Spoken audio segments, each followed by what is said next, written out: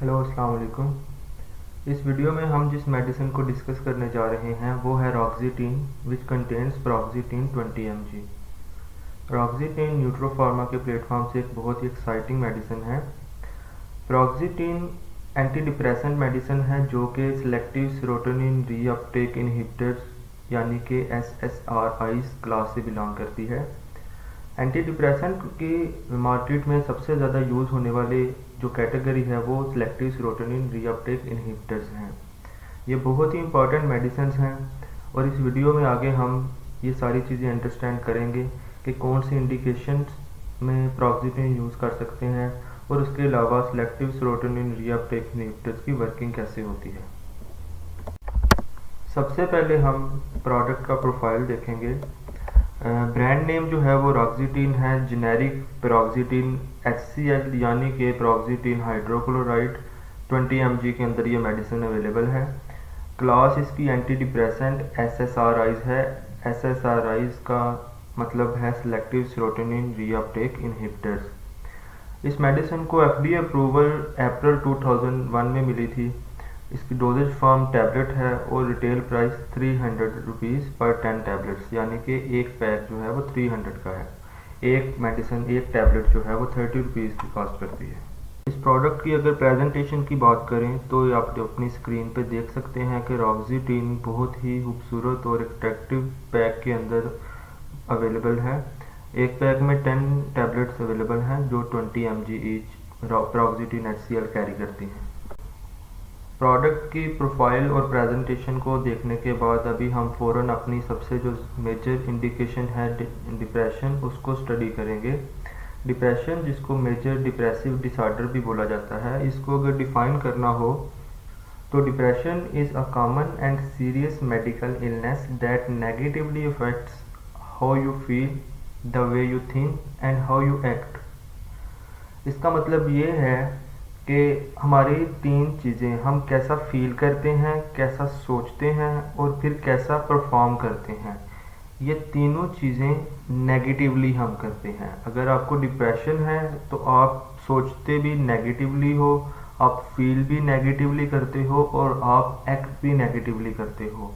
आपके लाइफ में पॉजिटिविटी जो है वो रिमूव हो जाती है। सारी थॉट्स आपकी, सारे आपके एक्ट्स और सारी आपकी फीलिंग्स नेगेटिवली परफॉर्म करती हैं। Depression causes feelings of sadness and or loss of interest in activities you once enjoyed। Depression की वजह से आपको सैडनेस यानी कि गम की फीलिंग्स रहती हैं और ऐसी एक्टिविटीज़ जिनको आप कभी लाइक करते थे आप उनको भी इंजॉय करना छोड़ देते हो। फॉर एग्ज़ाम्पल, अगर आपको बुक रीडिंग का शौक़ है और आप बुक्स पढ़ना पसंद करते हो, चाहे वो नॉवेल्स हैं या पोइट्री है, चाहे वो किसी तरह की भी आपकी स्टडी रिलेटेड बुक्स हैं, तो आप उनको एंजॉय करना छोड़ दोगे, आपको इंटरेस्ट नहीं रहेगा बुक रीडिंग पे। It can lead to a variety of emotional and physical problems that can decrease your ability to function at work and at home. Depression की वजह से आप ऐसे प्रॉब्लम्स में आ जाओगे इमोशनल और फिजिकल जिनकी वजह से आपका काम करना, आपकी performance as your role in work और एट होम, आप अपने घर पे या अपने वर्क प्लेस पे अपने फंक्शंस जो हैं, आपका जो काम है आप उसको प्रॉपरली परफॉर्म नहीं कर पाते। क्यों? क्योंकि आप नेगेटिवली सोच रहे हो, नेगेटिवली एक्ट कर रहे हो, तो ये पॉसिबल नहीं है कि आप अपने काम जो है वो अच्छी तरह परफॉर्म कर सको।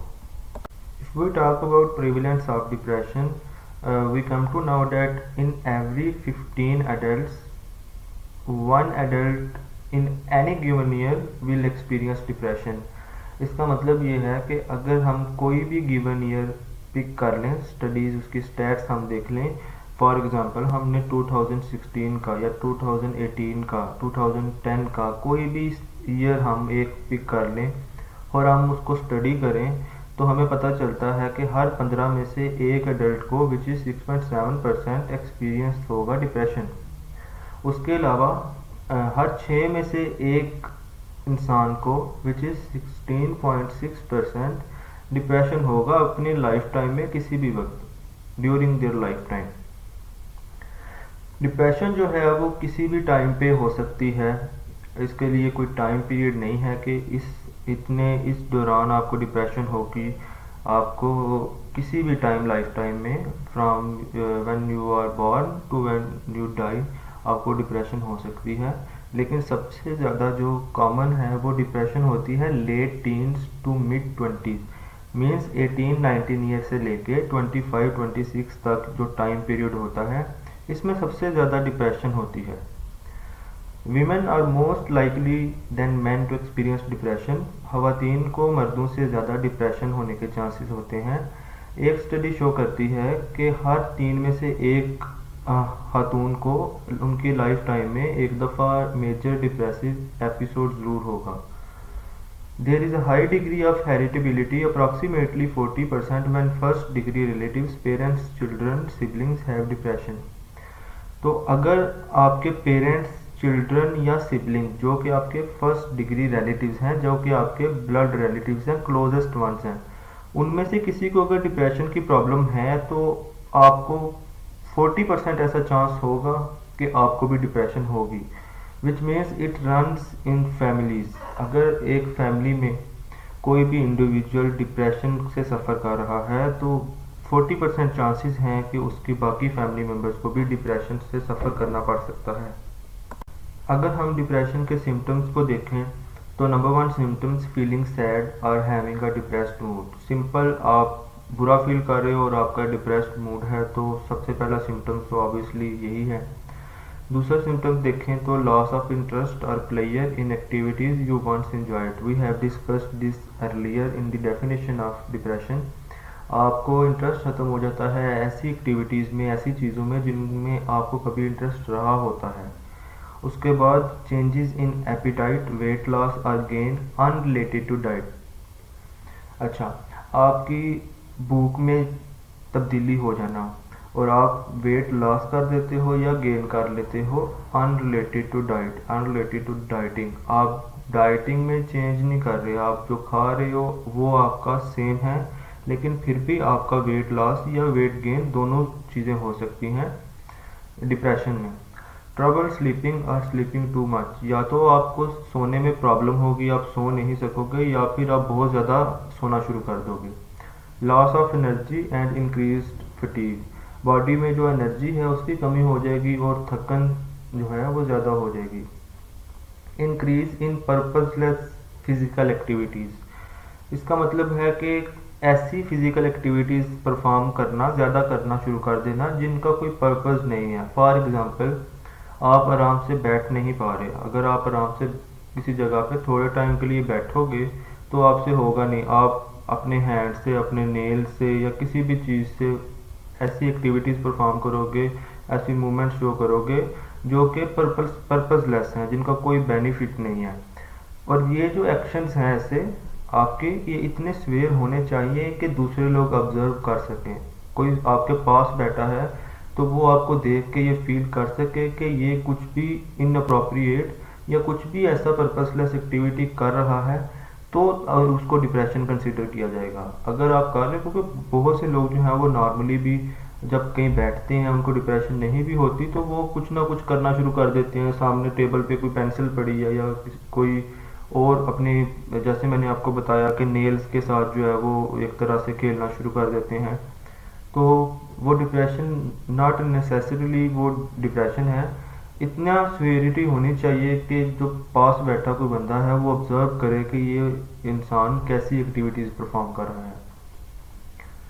फीलिंग वर्थलेस और गिल्टी, आप खुद की कोई औकात नहीं समझते और बुरा फील करते हो, गिल्टी फील करते हो because of any reason, there can be any reason to this.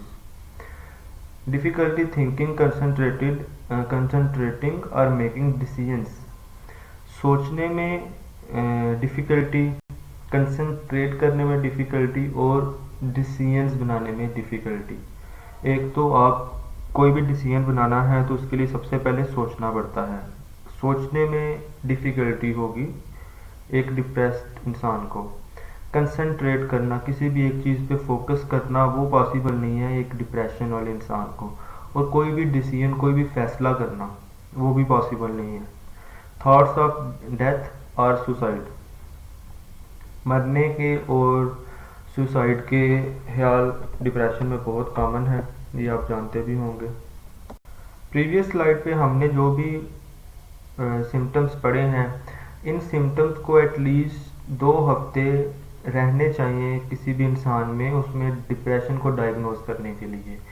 अगर किसी को एक दिन उन सिम्टम्स में कोई सिम्टम्स फील हुए हैं तो वो डिप्रेशन में डायग्नोस हम उसको नहीं कर सकते। डिप्रेशन जो है वो एक थोड़ा लॉन्ग टर्म डिजीज़ है जो कि थोड़ा लंबा चलती है। अगर किसी बंदे को एक दिन कुछ ख्यालात आए हैं सुसाइड के, मरने के, तो there can be another reason to that. Depression में एटलीस्ट 2 वीक्स जो है वो सिम्टम्स रहने चाहिए।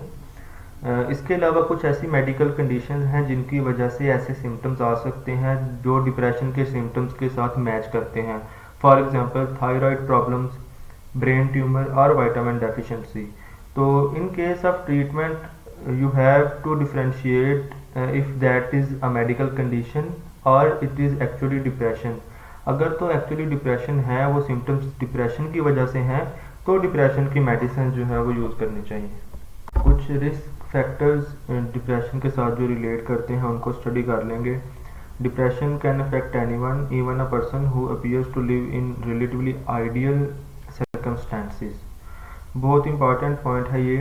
डिप्रेशन किसी भी इंसान को अफेक्ट कर सकती है, इवन वो इंसान जो आपकी नज़र में बहुत ही अच्छी लाइफ गुजार रहा है, बहुत ही आइडियल सर्कमस्टेंसेस में है। आप किसी को आइडियलाइज करते हो कि उस इंसान की बहुत अच्छी लाइफ है। फॉर एग्जांपल बहुत से ऐसे फेमस सेलिब्रिटीज़ हैं जो कि सुसाइड करके उन्होंने अपनी जान ले ली डिप्रेशन की वजह से, जो आपको टीवी की स्क्रीन पे और सामने जो है वो बहुत खुश नज़र आते हैं और आप उनकी लाइफ को आइडियलाइज करते हो, लेकिन वो भी डिप्रेशन से सफ़र कर रहे थे जिन्होंने अपनी जान ले ली।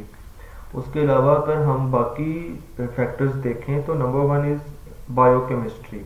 बायोकेमिस्ट्री में क्या है, difference in certain chemicals in brain में contribute to symptoms of depression. Medically हम जब डिप्रेशन को स्टडी करते हैं, this is the most important risk factor we consider. बहुत से ऐसे आपके ब्रेन के अंदर केमिकल्स हैं जो आपके मूड को अच्छा या बुरा करने में हेल्प आउट करते हैं। तो हम जब मेडिकली पढ़ते हैं तो biochemistry is the factor we keep our focus on. तो ब्रेन में ऐसे केमिकल्स हैं जो कि आपको डिप्रेशन के सिम्टम्स क्रिएट कर सकते हैं। जेनेटिक्स, आपको इसी प्रेजेंटेशन में पहले भी ये चीज़ मैं बता चुका हूँ कि depression can run in families के अंदर डिप्रेशन की प्रॉब्लम हो सकती है। For example, if one identical twin has depression, the other one has a 70% chance of having the illness some time in life. Twins हैं जो जुड़वा बच्चे हैं आइडेंटिकल, जो कि सिमिलर दिखते हैं, उनमें से अगर एक बच्चे को या एक इंसान को जो बड़े हो चुके हैं उसको डिप्रेशन है, तो 70% चांसेस हैं कि दूसरे वाले को भी उसकी लाइफ टाइम में कभी ना कभी ये इलनेस फेस करनी पड़ेगी। पर्सनैलिटी, इंसान की पर्सनैलिटी जो है वो भी डिप्रेशन में एक फैक्टर प्ले कर सकती है। जो लोग जिनकी अपनी सेल्फ रिस्पेक्ट हाई नहीं होती, जो लो सेल्फ इस्टीम होते हैं, वो इजीली स्ट्रेस से और डिप्रेशन से सफ़र कर सकते हैं। जो लोग पेसिमिस्ट हैं, जिनके माइंड में पॉजिटिव ख्याल नहीं आते, जो हर चीज़ को नेगेटिवली सोचते हैं, उनको ज़्यादा चांसेस होते हैं कि वो डिप्रेशन से सफ़र करेंगे। Environmental factors, continuous exposure to violence, neglect, abuse और poverty may make some people more vulnerable to depression. तो इन्वायरमेंटल फैक्टर्स बहुत ज़्यादा कंट्रीब्यूट करते हैं। फॉर एग्जांपल, वो लोग जो सीरिया में अभी जो बच्चे बड़े हो रहे हैं, अब सीरिया में इस टाइम या पैलेस्टाइन कर लें आप, तो दोनों जगह पे वार में वो जो ग्रो अप हो रहे हैं, उनको ज़्यादा चांसेस होंगे कि वो जब बड़े होंगे तो उनको डिप्रेशन की प्रॉब्लम रहेंगी अपनी लाइफ में। जो लोग ज़्यादा पॉवर्टी में लाइफ गुजारते हैं उनको भी ज़्यादा चांसेस होते हैं डिप्रेशन एक्सपीरियंस करने के। प्रोक्सिटिन की फार्माकोलॉजी की तरफ जाने से पहले हम कुछ रिलेटेड डिसऑर्डर्स देखेंगे जो कि डिप्रेशन के साथ रिलेट करते हैं, सिमिलर हैं to depression. Number 1, panic disorder. Panic disorder भी एक एंग्जाइटी डिसऑर्डर की टाइप है। इसमें पैनिक अटैक्स जो हैं वो कॉज होते हैं। पैनिक अटैक्स क्या होते हैं कि सडन फीलिंग आती है किसी भी इंसान में जो इससे सफ़र कर रहा है टेरर की, जबकि कोई रियल डेंजर नहीं होता। अचानक आपको डर लगना शुरू हो गया है किसी भी वजह से, और उसके पीछे कोई रियल डेंजर नहीं है, कुछ होने नहीं वाला, लेकिन आपको अचानक ऐसे लगता है कि मेरे साथ कुछ बुरा होने वाला है, जो कि नहीं होगा। इसके साथ फिज़िकल सिम्टम्स भी हो सकते हैं, हार्ट बीट फास्ट हो सकती है। जस्ट ये आपके ब्रेन के अंदर सिर्फ वो ख्यालात नहीं हैं, इन ख्यालात को लेके आपकी बाकी जो रिमेनिंग बॉडी है उसके अंदर भी सिम्टम्स जो हैं वो अपीयर हो सकते हैं। आपको अचानक अगर पैनिक अटैक होगा तो हार्ट बीट जो है वो डेफिनेटली फास्ट होगी। Second related disorder social anxiety disorder है। ये बहुत ही कॉमन मेंटल हेल्थ कंडीशन है जिसमें एक बंदे की सोशल लाइफ डिस्टर्ब हो जाती है। फॉर एग्ज़ाम्पल एक बच्चा जो सोशल एंजाइटी डिसऑर्डर से सफ़र कर रहा है, वो अगर स्कूल में जाएगा तो वो अपनी स्टडी पे फोकस इसलिए नहीं कर पाएगा कि उसको लगेगा कि वो सब लोग उसको जज कर रहे हैं। आप गैदरिंग्स में नहीं जा सकते, आपके अंदर एक इन्फीरियरिटी कम्प्लेक्स का शिकार हो जाते हो। आपको लगता है कि मैं बाकी सोसाइटी से अच्छा नहीं हूँ, बाकी सोसाइटी बहुत ही अच्छी है और मैं इतना वेल ग्रूम्ड नहीं हूँ, जो कि आप फिर इसकी वजह से लोगों में जाना ही छोड़ देते हो। इसकी बहुत बड़ी वजह सोशल मीडिया है, सोशल मीडिया वेबसाइट है। जब आप सोशल मीडिया पे डिफरेंट ब्रांड्स और डिफरेंट एडवर्टाइजमेंट को देखते हो तो वो लोग जो हैं वो एडवर्टाइजमेंट में वो ऐसा दिखा देते हैं इंसान को कि बंदा फील करता है कि मैं ऐसा नहीं दिख सकता, मैं ऐसा नहीं पहन सकता। तो there can be so many reason जिसकी वजह से आप अपने आप को कम समझना शुरू कर देते हो और लोगों में जाने से डरते हो। इसको सोशल एंजाइटी डिसऑर्डर बोलते हैं। इसके बाद प्री मेंस्ट्रुअल डिस्फोरिक डिसऑर्डर है। ये एक ऐसा रिलेटेड डिसऑर्डर है जिसमें फीमेल्स को मेंस्ट्रुअल साइकिल शुरू होने से 1 वीक पहले या 2 वीक पहले डिप्रेशन शुरू हो जाती है to think about the menstruation. और ये जब मेंस्ट्रुएशन स्टार्ट होती है तो उससे 2 से 3 दिन के अंदर ये जो सिम्टम्स हैं डिप्रेशन के वो डिसअपीयर होना शुरू हो जाते हैं। Next is obsessive compulsive disorder. This is very common disorder, just like social anxiety disorder, in which people have recurring unwanted thoughts, ideas or sensations that make them feel driven to do something repeatedly. तो obsessive compulsive disorder में आपको किसी भी एक चीज़ से obsession हो जाती है, इतना लगाव हो जाता है कि आप ऑल द टाइम उसी के बारे में सोचते हो, उसी के थॉट्स आइडियाज़, और आप बाकी चीज़ों पे फोकस नहीं कर पाते। This is very common in children who play video games. जो लोग बच्चे वीडियो गेम्स पे खेलते हैं उनको all the time video games के ही ख्यालात आते हैं और वो ऑब्सेस्ड हो जाते हैं वीडियो गेम्स से, और वो अपनी स्टडीज़ में और बाकी चीज़ों में अच्छी तरह परफॉर्म नहीं कर पाते। प्रोक्सीटिन Paroxetine is a type of antidepressant known as an SSRI, selective serotonin reuptake inhibitor. SSRIs work by enhancing the function of nerve cells in the brain that regulate emotion. SSRIs क्या करते हैं, brain के अंदर ऐसे nerve cells के function को बेहतर करते हैं जो मूड को रेगुलेट करते हैं, जो आपके इमोशंस को रेगुलेट करते हैं, जो आपका मूड अच्छा करते हैं या बुरा करते हैं। एसएसआरआईज डायरेक्टली उनके फंक्शन को इन्हेंस करते हैं। Information is communicated between your brain cells with signals. The chemical messengers that deliver these signals are called neurotransmitter. आपके ब्रेन के अंदर डिफरेंट नर्व सेल्स हैं, एक नर्व सेल से इंफॉर्मेशन दूसरे नर्व सेल तक जिस चीज़ के थ्रू जाती है वो केमिकल को न्यूरोट्रांसमीटर बोलते हैं। अगर हम प्रोक्सीटिन की फार्माकोकाइनेटिक्स को स्टडी करें तो number 1, paroxetine is well absorbed from GI tract. Paroxetine की अब्जॉर्प्शन बहुत अच्छी है, oral absorption. Number 2 is undergoes extensive first pass metabolism. First pass metabolism का मतलब होता है कि जब आप मेडिसिन लेते हो आपके स्टमक से मेडिसिन डायरेक्ट लीवर के अंदर जाती है और वहाँ से जाकर मेटाबोलाइज हो जाती है, तो उसको बोलते हैं फर्स्ट पास मेटाबॉलिज्म। तो इसकी फर्स्ट पास मेटाबॉलिज्म काफ़ी एक्सटेंसिव है। उसके बाद अगर देखें तो हाईली लिपोफिलिक है। हाईली लिपोफिलिक का मतलब है कि ये लिपिड इन नेचर है, ऑयल इन नेचर है।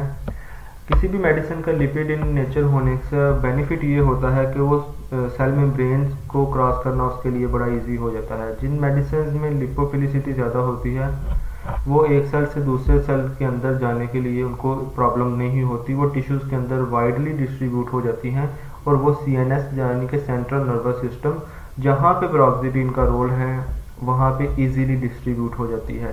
सिर्फ 1% मेडिसिन ऐसी है जो सिस्टमिक सर्कुलेशन के अंदर रह जाती है, बाकी सारी मेडिसिन अच्छी तरह डिस्ट्रीब्यूट हो जाती है। Advanced age and severe renal और hepatic impairment have been associated with increased paroxetine half-life and serum concentrations। Serum concentration और हाफ लाइफ इंक्रीज होने की वजह से हेपेटिक और रीनल यानी कि लिवर की और किडनी की प्रॉब्लम्स हो सकती हैं paroxetine से। तो इनको ऐसे पेशेंट जिनको लिवर या हेपेटिक इम्पेयरमेंट है उनको paroxetine देने से पहले कॉशन देखने चाहिए और उनकी डोज एडजस्टमेंट अगर पॉसिबल है तो वो करनी चाहिए। Paroxetine is extensively metabolized in the liver by oxidation and methylation। तो paroxetine की मेटाबॉलिज्म लिवर में होती है और अच्छी तरह बहुत एक्सटेंसिव होती है दो प्रोसेस के थ्रू, जो कि ऑक्सीडेशन और मिथाइलेशन है। इस स्लाइड में हम paroxetine का मैकेनिज्म ऑफ एक्शन स्टडी करेंगे। तो अगर आप देखते हैं सबसे पहले serotonin is released and received by the next cell. इसका मतलब ये है कि सेरोटोनिन एक नर्व सेल से रिलीज होती है और दूसरा सेल उसको रिसीव कर लेता है, विच इज़ नॉर्मल थिंग। ऐसे ही होता है, ब्रेन के एक नर्व सेल से दूसरे नर्व सेल में सेरोटोनिन ट्रांसफ़र करती है, फिर दूसरे से तीसरे में एंड सो ऑन। सेरोटोनिन जो है वो मूवमेंट में रहती है तो आपका मूड अच्छा रहता है। अब दूसरे नंबर पे देखें कि सम सेरोटोनिन गेट्स रीअब्जॉर्ब्ड। कुछ सेरोटोनिन रीअब्जॉर्ब हो जाती है, मतलब दोबारा अब्जॉर्ब हो जाती है, किसमें? इनिशियल सेल में जिससे वो रिलीज हो रही है। अगर आप पिक्चर में देखें तो नंबर 3 पे जो एरो है उसमें जो सेरोटोनिन आ रही है वो दोबारा उसी सेल के अंदर वापस जा रही है instead of going into next cell. जब इनफ सेरोटोनिन अगले नर्व सेल के अंदर रिसीव होती है तो मैसेज फॉरवर्ड होता है। मैसेज फॉरवर्ड होने के लिए ब्रेन के अंदर सिग्नलिंग के लिए ज़रूरी है कि एक अच्छी अमाउंट में सेरोटोनिन इनफ अमाउंट में अगले सेल में रिसीव हो और उससे अगले सेल में रिसीव हो। अभी देखें, in depression too little serotonin is available to be released and received by the next cell. जब एक पेशेंट को डिप्रेशन होगी तो दो चीज़ें हो सकती हैं, एक सेरोटोनिन की बहुत कम अमाउंट मौजूद है जो कि रिलीज हो, और दूसरा सेरोटोनिन री अब्जॉर्ब होगी, रीअपटेक होगी सेरोटोनिन की। दोनों केसेस में अगले सेल में सेरोटोनिन की कम अमाउंट जो है वो जाएगी। अगर आप गौर से देखें, अब ऊपर वाला नर्व सेल देखें, उसके अंदर सेरोटोनिन की अमाउंट बहुत कम है। जो ग्रीन कलर के सर्कल्स हैं, जो बॉल्स हैं, वो सेरोटोनिन है, तो वो बहुत कम है और वो आगे जब रिलीज हो रहे हैं दोनों सेल्स के दरमियान अगले सेल की अब्जॉर्प्शन के लिए, तो वो एक तो अमाउंट कम है और उसमें भी फिर री अपटेक हो रही है। अगर आप राइट साइड वाला एरो देखें तो वो कम सेरोटोनिन भी वापस जा रही है। तो इसका मतलब है कि इनफ सेरोटोनिन ट्रांसफ़र नहीं हो रही एक सेल से दूसरे सेल में, इनफ सिग्नलिंग के लिए जितनी चाहिए उतनी नहीं है, तो ब्रेन के अंदर जो मैसेज है वो ट्रांसफ़र नहीं होगा, सिग्नलिंग का प्रोसेस नॉर्मलाइज नहीं होगा। इसकी वजह से फिर डिप्रेशन के सिम्टम जो हैं वो पैदा होते हैं पेशेंट में। अभी देखें, इस चीज़ में हमें paroxetine का मैकेनिज्म ऑफ एक्शन समझ आएगा। अब paroxetine क्या कर रही है? paroxetine की मैंने आपको बताया क्लास है सिलेक्टिव सेरोटोनिन रीअपटेक इनहिबिटर। तो ये रेड कलर का अगर आप नंबर 6 पे मार्क देखेंगे तो वहाँ से रीअपटेक हो रही थी सेरोटोनिन, बार बार रीअपटेक हो रही थी, हम देख रहे थे। और सेरोटोनिन रीअपटेक होने का मतलब है कि इनफ सेरोटोनिन अगले नर्व सेल में नहीं जा रही। अगले नर्व सेल में इनफ सेरोटोनिन जानी चाहिए, वो ज़रूरी है डिप्रेशन के सिम्टम्स को कम करने के लिए। अब paroxetine अगर पेशेंट इनटेक करता है तो paroxetine वो नंबर 6 पे जो रीअपटेक वाला रिसेप्टर है, जो रीअपटेक वाले पॉइंट है, उस ओपनिंग को ब्लॉक कर देती है। जब paroxetine का मॉलिक्यूल आके उस ओपनिंग को ब्लॉक कर देता है तो सेरोटोनिन जो है उसके पास रीअपटेक के लिए ऑप्शन खत्म हो जाता है। उसके पास एक ही ऑप्शन बचता है कि वो अगले नर्व सेल के अंदर चली जाए, और जब अगले नर्व सेल के अंदर जाएगी तो मैसेज ट्रांसमिशन या सिग्नल ट्रांसमिशन जो है वो इम्प्रूव होगी, वो बेहतर होगी, और डिप्रेशन के सिम्टम जो हैं वो फ़ौरन पेशेंट के जो है कम हो जाएंगे। डोजेज़ को अगर देखें तो डिफरेंट इंडिकेशन में प्रोक्सीटीन की डिफरेंट डोजेज़ रिकमेंडेड हैं। एक तो इनिशियल स्टार्टिंग डोज होती है जो मोस्टली प्रोक्सीटीन में कम दी जाती है। स्टार्ट कम डोज से किया जाता है और उसके बाद पेशेंट की सीवियरिटी के अकॉर्डिंग उसको जो डोज को थोड़ा बहुत इंक्रीज कर लिया जाता है डॉक्टर की प्रिस्क्रिप्शन के अकॉर्डिंग। मोस्टली डिप्रेशन में 20 mg से स्टार्ट करनी चाहिए प्रोक्सीटीन की ट्रीटमेंट। उसके बाद रिकमेंडेड अगर देखा जाए तो उसको 20 mg ही है डिप्रेशन में, तो 20 mg को कंटिन्यू करना चाहिए। अगर सिम्टम्स की सीवियरिटी पेशेंट में बहुत ज़्यादा है तो उसको 50 mg तक मैक्सिमम लिमिट है जिस तक हम डोज को एक्सीड कर सकते हैं। इसी तरह अगर ऑब्सेसिव कंपल्सिव डिसऑर्डर में देखें तो स्टार्टिंग डोज 20 mg है लेकिन रिकमेंडेड डेली डोज 40 mg है। पेशेंट को स्टार्ट तो एक टैबलेट से किया जाएगा लेकिन उसके बाद उसको इंक्रीज करके 40 mg यानी कि 2 टैबलेट्स दिन में हम यूज़ करवा सकते हैं। मैक्सिमम जो डेली डोज है ऑब्सेसिव कंपल्सिव डिसऑर्डर में वो 60 mg है और ये 60 mg most of the indication में ये सेम है। 60 mg से एक्सीड प्रोक्सीटीन नहीं कर सकते एक दिन में। इसी तरह बाकी जो डिसऑर्डर्स हैं जितने भी पैनिक है, सोशल एंजाइटी है, पोस्ट ट्रॉमेटिक है, जनरलाइज्ड एंजाइटी डिसऑर्डर है, सबकी जो डोजेज स्टार्टिंग और रिकमेंडेड और मैक्सिमम डेली डोज ये इस टेबल में मौजूद हैं जिसको आप मेमोराइज कर सकते हैं। Thank you so much for watching this video. If you have any query regarding paroxetine you can comment in this video. We will try to reach you and answer that query. Thank you.